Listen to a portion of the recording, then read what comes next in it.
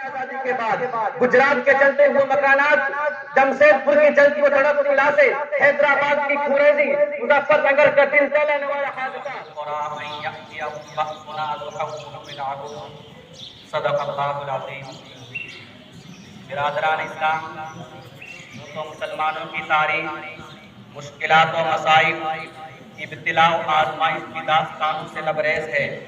مسلمانوں کے خلاف ہر دور اور ہر زمانے میں مخالفت و معاندت کی آندھیاں چلی، نفرت و عداوت کے طوفان، فتنہ و فساد کا سیلاب آیا، مگر اس حق پرست جانباز قوم نے ان سب کا رخ ہمیشہ کے لیے دشمنوں کی طرف موڑ دیا۔ آج بھی عالمی پیمانے پر مسلمانوں کو ہر ملک میں ظلم و ستم کا نشانہ بنایا جاتا ہے، مگر جو شدت ہندوستان میں نظر آتی ہے وہ کہیں اور نظر نہیں آتی۔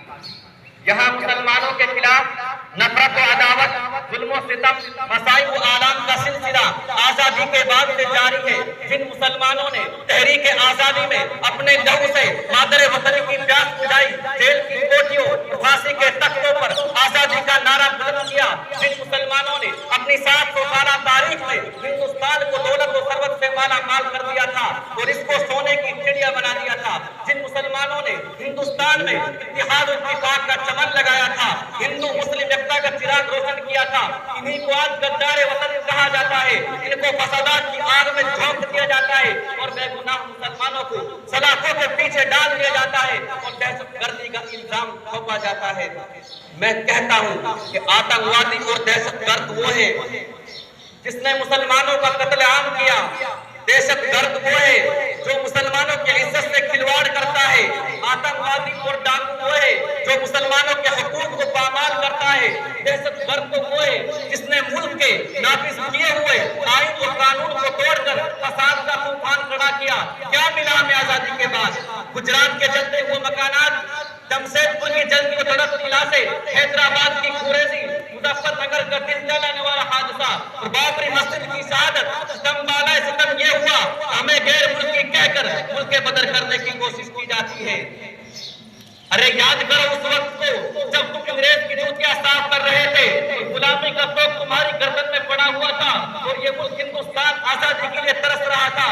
اس وقت اس ملک کی گود میں پرورش پانے والا کوئی مائی کا لال اتنی جرأت نہیں کر سکتا تھا تو انگریز کی حکومت کو للکار سکے اور دنیا کی سپر پاور طاقت کا مقابلہ کرنے کے لیے آواز اٹھا سکے۔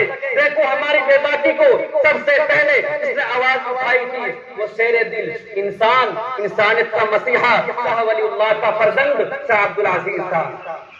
شاہ عبدالعزیز کی آواز کیا تھی؟ وہ آواز یہ تھی کہ انگریز کے خلاف جہاد کرنا چاہیے اور ملک ہندوستان کو انگریز سے آزاد کرایا جائے۔ شاہ عبدالعزیز کا فتویٰ انگریز کے لیے ایک خطرناک پیغام تھا، اس نے انگریز کو بے چین کر دیا۔